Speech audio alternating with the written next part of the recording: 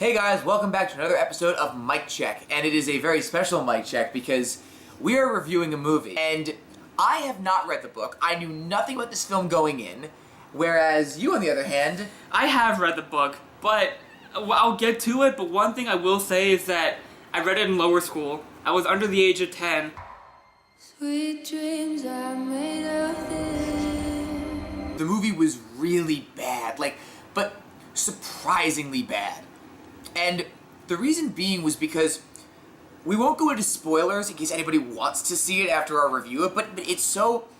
The narrative itself is so lackluster. It's quite simply ordinary world where, again, nothing significant happens. She is confronted by the who'ses, the missuses, or whoever they are, the who's and what's-its, and I don't give a crapperies, and taken to this other world where they explore the world a little bit, find out where her father is, go to the place where her father is, and then the rest of the movie, the last 30 minutes happens. But it's so barren with an attempt to try to make everything seem really colorful and really cool when you can't do style over substance in a film like this. And the style wasn't even that good. Is you be a warrior?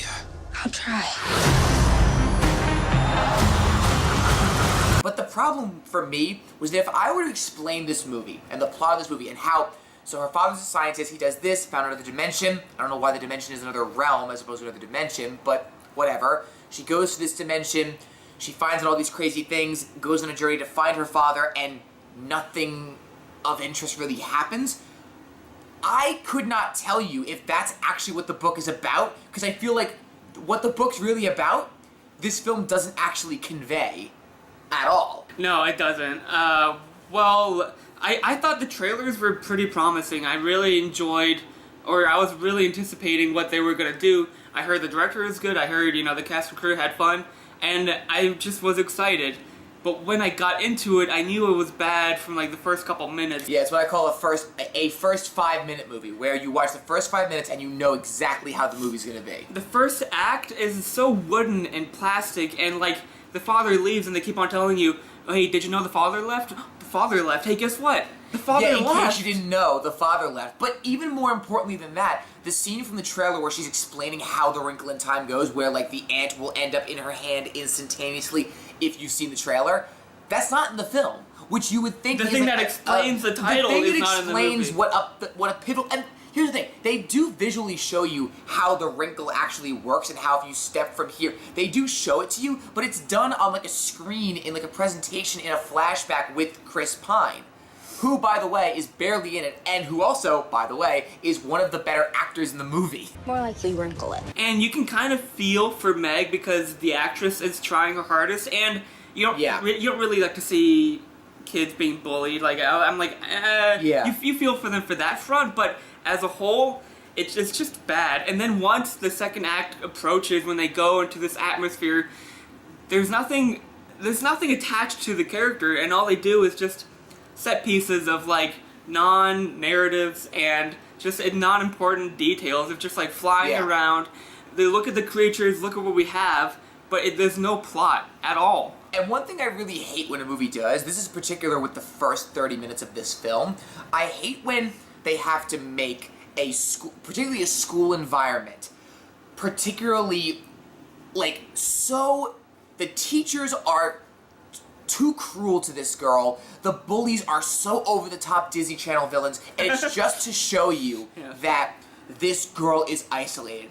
And that is a very weak and easy road to take when you could literally make the world normal and just have her be the outlier. But don't forget, we have pop songs there, too. Exactly.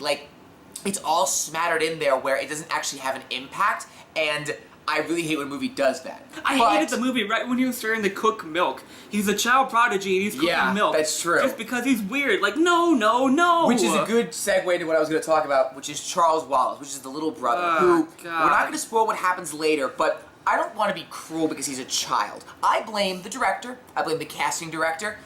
He has a lot to do in this film, and he's also supposed to be this, he knows things that, like, he sees things no one else sees. He's somewhat... But he's acting too much like a child, but they don't act like children. He's somewhat divine, too. Like, that's the thing. He's somewhat, like, he sees the misses who are also introduced in the ordinary world, which is... We'll get to them in a second. I think it was like that in the book, but how they do it is different. How they do it is not good, and because he's such a pivotal role, for the actor not to be as good... Like, we've got Daphne Keane in Logan. We've had Jacob Tremblay in the kid from Looper, which I do want to go to. The kid from Looper.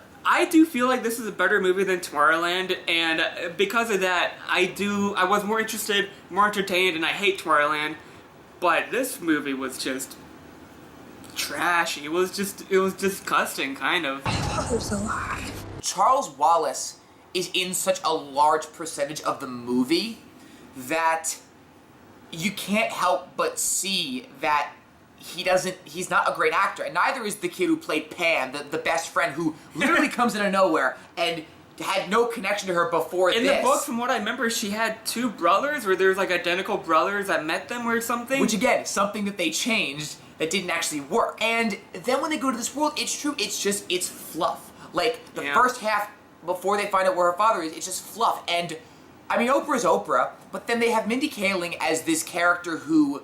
Even if it's the way she is in the book, all she does is they literally say she doesn't have a mind of her own. Quotes.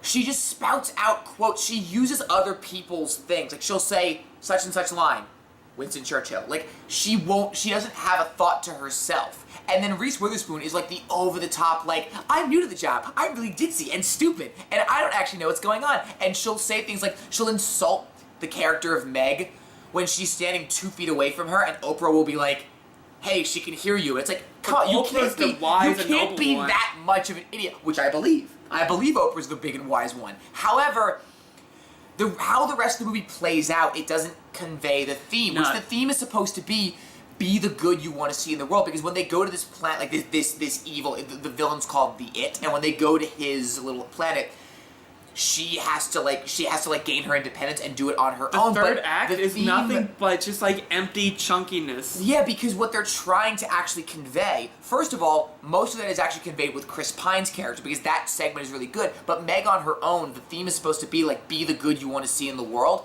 But that's also a problem because they do a thing in this movie, which I don't want to spoil it, but they make all the people that are cruel to others, they do a bunch of flashbacks to like the bully from school, this person that they met, that person in the real world. And you see people being cruel to them.